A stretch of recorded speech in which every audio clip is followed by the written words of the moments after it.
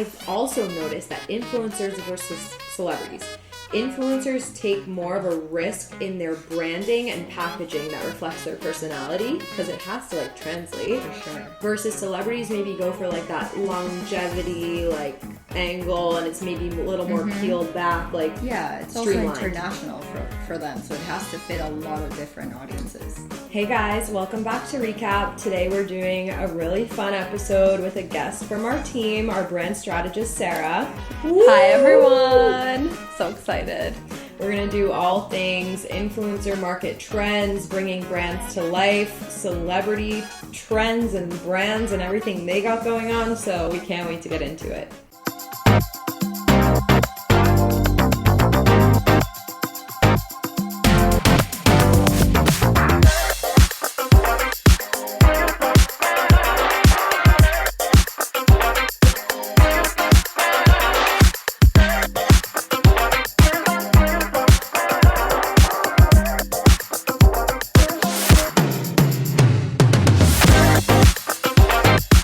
I just want to start by saying that if you need anything TikTok related, trend related, any information on any brand launches, whatever, she's your girl.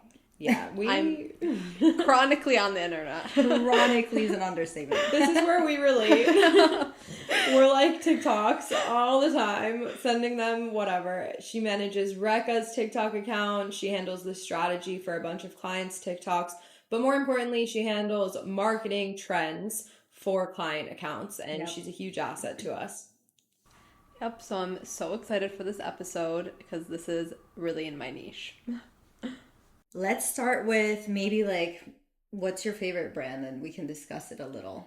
My favorite brand... I know you love a lot. Yes, I definitely love a lot, but I think right now my favorite brand beauty-wise, and I don't think they do a great job with marketing, is Hourglass. Okay. Yes. Hot take. Yes. Yep. I think they do a horrible job with their marketing, but I think it's because they have such a big presence in the makeup world that they don't think they need it as much. Right. So I feel like when they know their target audience is makeup artists and not necessarily like influencers that are going to be using the brand, they lose focus in that sense. But when you're influencing like the mass, like any of the three of us to go buy that over like, I don't know, a Tower 28 concealer, that you do have to do the work on that end. For sure. That's an interesting brand to like point out, because now that I think about it, I've never heard of any like campaigns or launches that I've been like, oh wow, Hourglass killed it on this. They don't do a lot of PR either. Like if you think about Patrick Ta when he launches like his duos, you see every single influencer being like, everywhere. I got the new Patrick Ta duos, like. And you would think it's because they're trying to be more high end, but then you see brands like even YSL, they're sending so much PR to even like micro influencers. So it's kind of disappointing. I feel like they could really take it off. But do you think that Hourglass is more like in between? Like YSL is massive and like, you know, and then we have like Tower 28 or Patrick Ta, and then maybe Hourglass could be like in between. 100%. Right? So maybe they're just figuring it out, because then I think about because then I think about brands that are also in the middle, like Makeup Forever, and they are like makeup artist top pick. Yeah. And I only know about their products from the campaigns and activations they do with makeup artists on TikTok. So like interesting. Kellyanne, like I follow her, I loved her to death. She influenced me to buy the Makeup Forever, but not because they sent her PR, because they did a makeup artist convention and they showed how to use the new pressed powder. Right. Like, that got me thinking. I can do that Yeah. on my face. I cannot.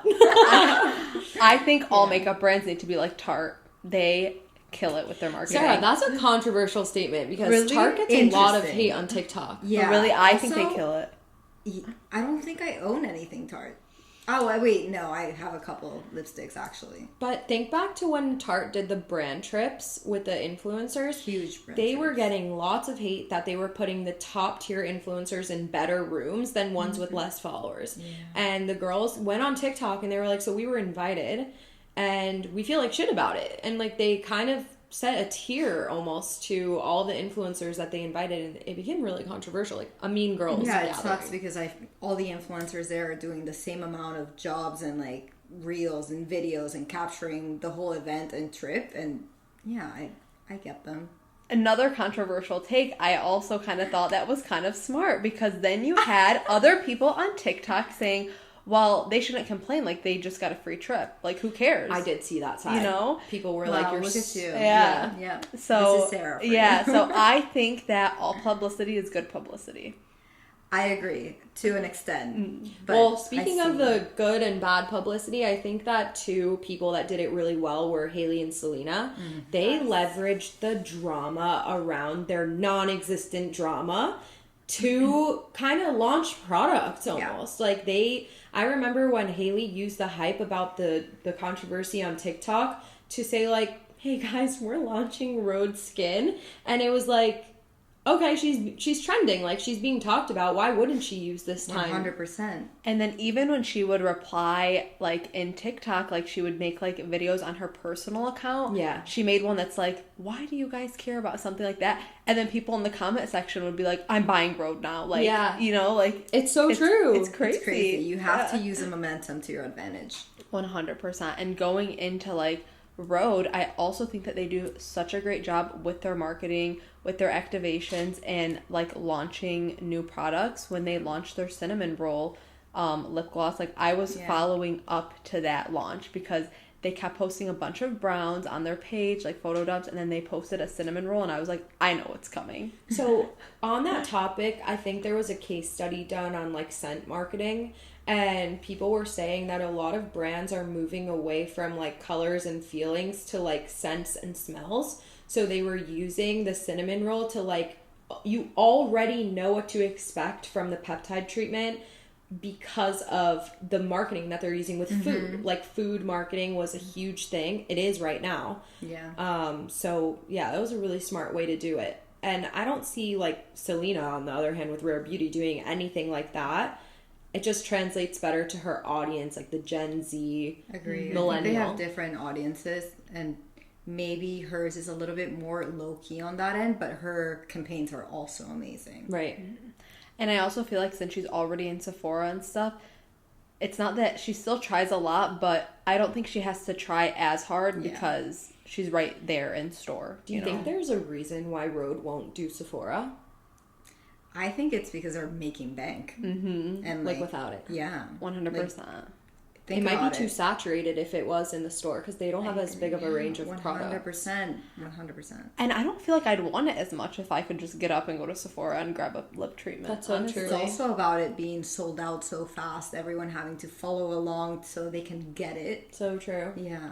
I also think the range of products doesn't really fit that well in Sephora, because there's a skincare section in Sephora, makeup section. Where would they fit in there? Right.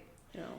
On the topic of Rhode, I think another one of her like friends that isn't doing as well as her is Kylie with Kylie Cosmetics. Oh. When she started out, Kylie was known for her lips. She used that to launch the lip kits, which turned into Kylie Cosmetics, and her whole fan base was there for her because of her makeup, like her love for makeup. So she launched Kylie Cosmetics, and then I just feel like it kind of fell off with the whole like influencer marketing, sending out PR. Yeah. It wasn't as innovative in terms of campaigns as Rhode was doing. But I also feel like she launched so many brands not at the same time, but moving on from the cosmetic one. So it doesn't feel as genuine anymore. It just feels like a brand that's there to sell the makeup, nothing related back to her. There's no story, there's no passion there anymore, at least from what I can see, versus like Hailey and Selena. Do we think that Hailey is a celebrity or an influencer? Both.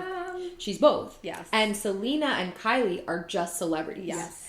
And going back to Kylie Cosmetics, another thing too is the 2014 makeup trend is out. And when she was like into like the makeup, that's when she was King doing Kylie those. era. Yep, King Kylie. Those harsh eyes, those Bold lips. bold But lips. she could have kept it going and just, I think she just like completely fell through with it and focused on other things. But she's saying she can't because the trend fell off.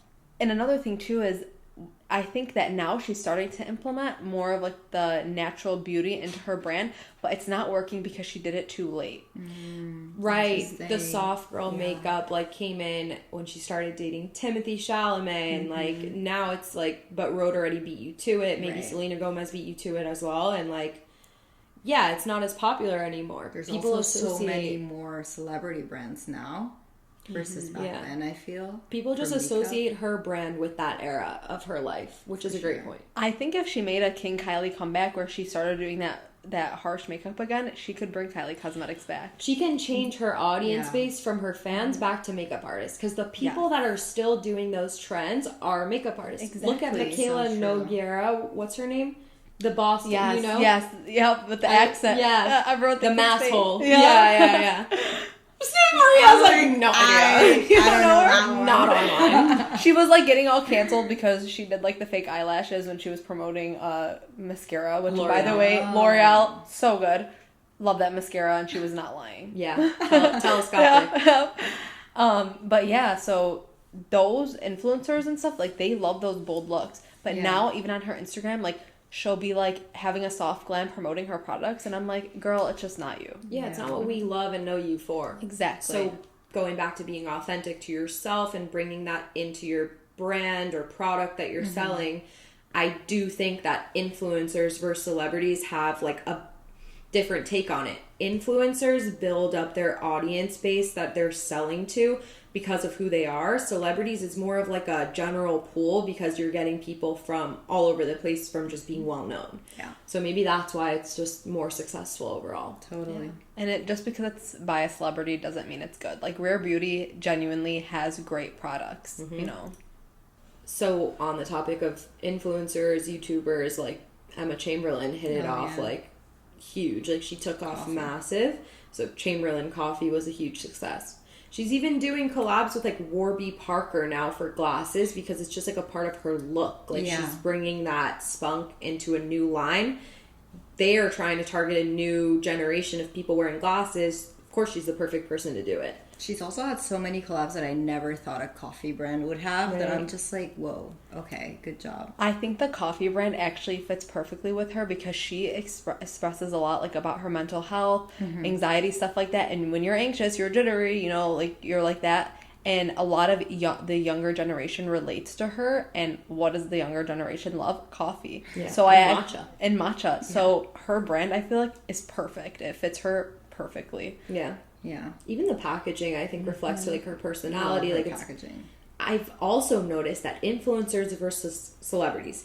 Influencers take more of a risk in their branding and packaging that reflects their personality because it has to like translate. For sure. Versus celebrities maybe go for like that longevity like angle and it's maybe a little more peeled back like it's streamlined. also international for them, so it has to fit a lot of different audiences. This actually makes me think of a point that I was thinking of earlier. Influencers can handle scaling a business really fast because they had a viral moment that took them from regular content creator to influencer. So I feel like they have it in their toolbox to scale a business at that size. Whereas celebrities, they have just kind of like starting at the top, but they hire business developers, like they have investors, strategists, like they don't do it themselves.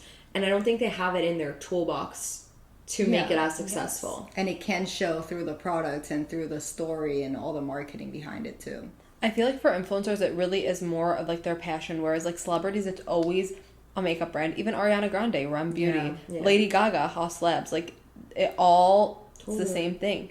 But influencers, it's genuinely like a clothing brand that fits their niche fashion identity. Coffee, Emma Chamberlain always in her vlogs was getting a coffee or making a coffee, and people used to like be like, oh my god, I want to know how you make your coffee. Yep. I mean, maybe a good celebrity example is like George Clooney with Casamigos. Like that was a passion project for sure. Like big tequila guy made one of the most popular and best tequila brands like out there. I mean, Casamigos is arguably one of the most popular brands now. Yes. And even Justin Bieber, Drew House, that's genuinely his style. And so his style. And I don't know if he's still doing it, but it was a big hit when he was. It was.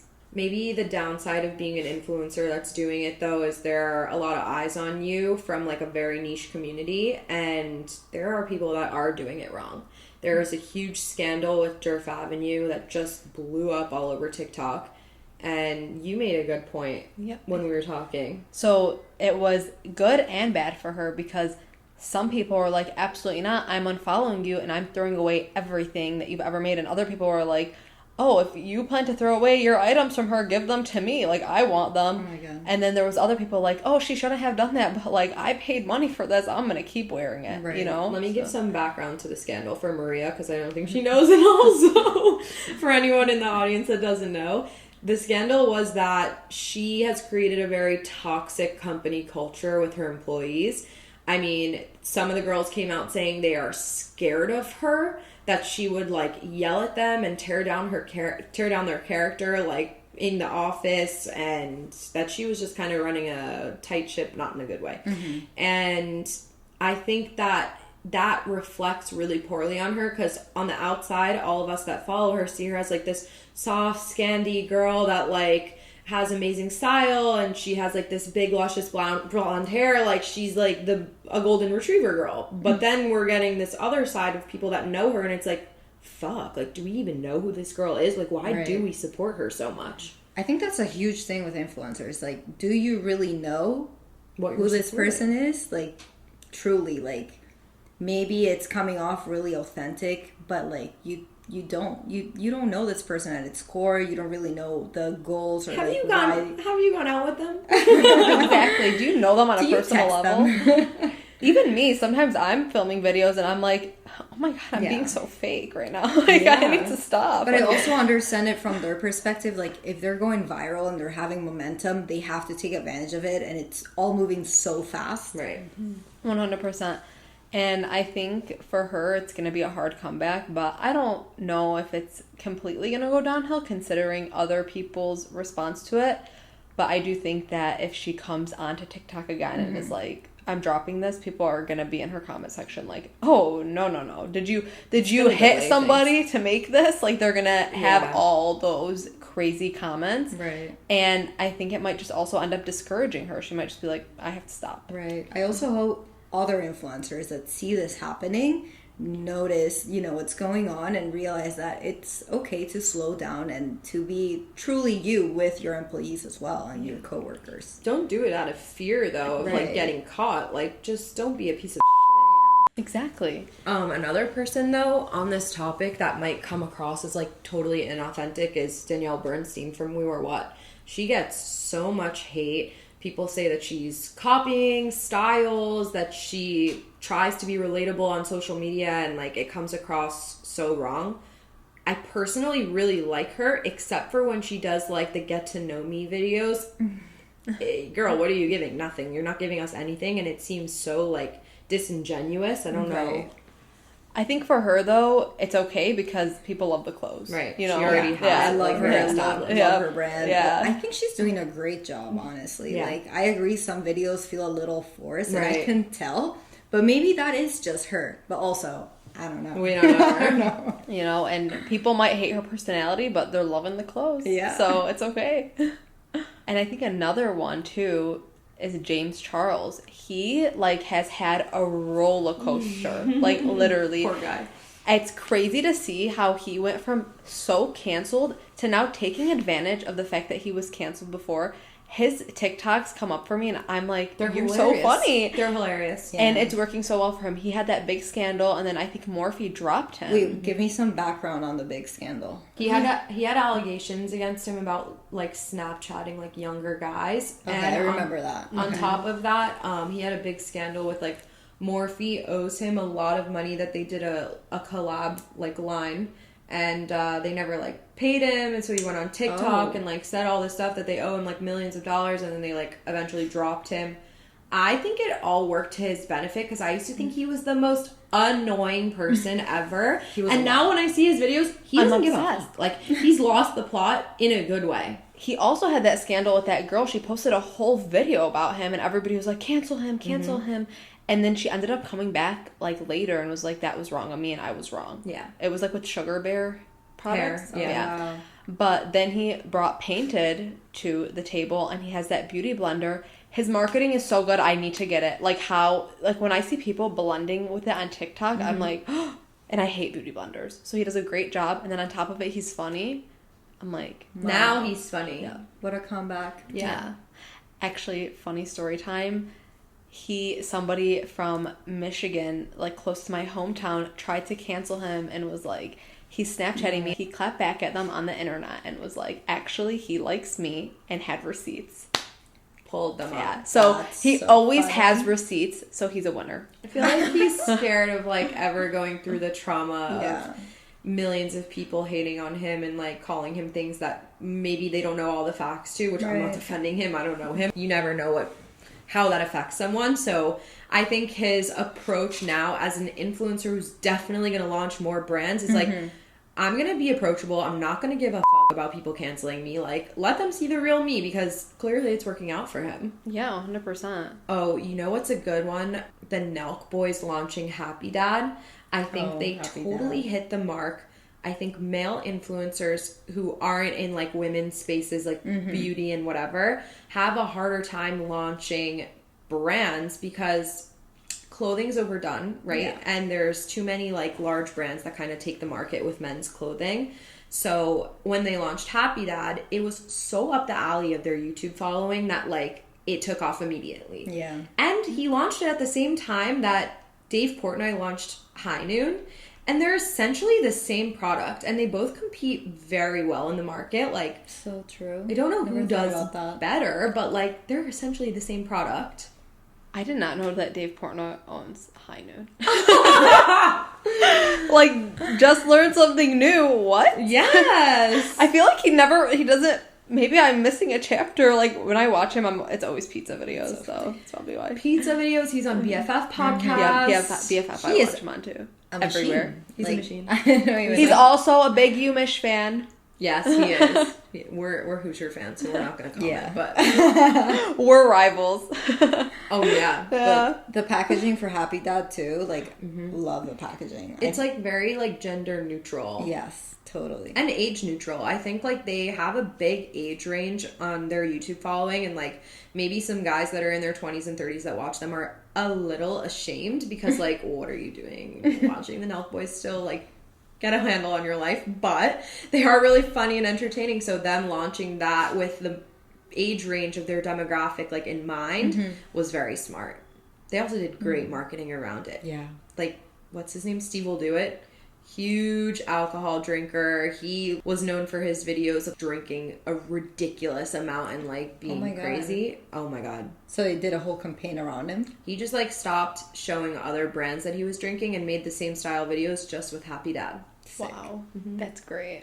Dibs Beauty also does a great job. The founder, is an influencer, and she was an influencer that gave like love advice and like relationship advice.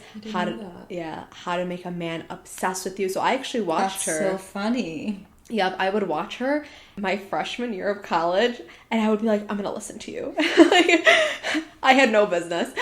And then she started incorporating her makeup products into her videos. She has this highlighter. It's for the body and the face. I've seen it's that. Amazing. Wow. And she would like be putting it on in the video while giving advice with like her brush and everything. And while you're getting this advice, you're watching her put this glow on, and you're like, I want to take the advice and that glow. Like, I want it all. So yeah, like her comment section was probably like, what is that? What is that? Yes. Oh my god, wait. I actually need one. Yeah. Oh my god. So I'll send you the link. I'll link it. So yeah, she does an amazing job with her marketing, and I'm pretty sure she sends a lot of PR out too. So she's good job with that as well. I think they do a lot of TikTok campaigns. Like, her demographic is definitely like the girlies on TikTok, like watching those short form videos of like relationship advice or dating stories, things like that. So for her to not outrightly promote the brand, but like use it in her videos and then do TikTok ads is like, it's like silent promoting. Great layering. Yeah. Yes. And she's in Ulta, not Sephora, so yeah. Also, totally different demographic. Yeah, I think 100%. There's people that shop at both, like me, and like there's people that only do Sephora, and then there's people that only do Ulta. And going back to Kylie, she's only at Ulta. She's not at Sephora. Yeah. So that's interesting. Also, in the realm of beauty influencers, Addison Rae had Item Beauty. I didn't know about that. And she was in Sephora. They took her out. Whoa. Yes. She was in... I remember the brand for like a slight second, but I did not know it was in Sephora. She was in Sephora. That's crazy. And what she was most known for was the lip oil. When was this? Like 2 years ago, but they had to take her out of Sephora, and people on TikTok, when she was out of Sephora and like Item Beauty like shut down, were like, I need that lip oil though, like they need to bring it back. So it was funny to see how obviously it was taken out because it wasn't doing well, but then there was a small demographic of people that were like, no, like that's my go-to, like I need that, you know. So I think that's so interesting. What's that one brand that blew up because of Euphoria? Is the brand called Euphoria? I think so. But it has nothing to do with the show. They just used it. It's just really bright colors in the packaging. Credo carries it. I literally, for the longest time, thought it was like related to Euphoria. Yeah, I think it blew up because people were like, what is Maddie wearing? Like, what is Cassie wearing? Shiny. Yeah. Wow. No. We already talked about everything, pretty much. Not Skims, but do you guys want to or no? Not really. No. In general, I think it's just crazy to see all these influencers monetizing their face, their brand, their videos, and, you know, making a brand out of it. It's so interesting to see how each influencer has a different, like, niche and how they take it into a product. Like, I love seeing when that happens. Everyone's an entrepreneur nowadays. Yeah. It's fair. And as, like, the company strategist, I feel like I'm always looking for ways to implement, like, trends and things into my content, into the company brand.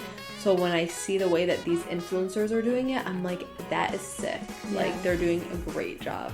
They're definitely great people to take inspo from in terms of, like, building your personal brand as well as building a product or launching a brand off of that. Thank you, guys. Thanks, guys. Bye, guys. Bye.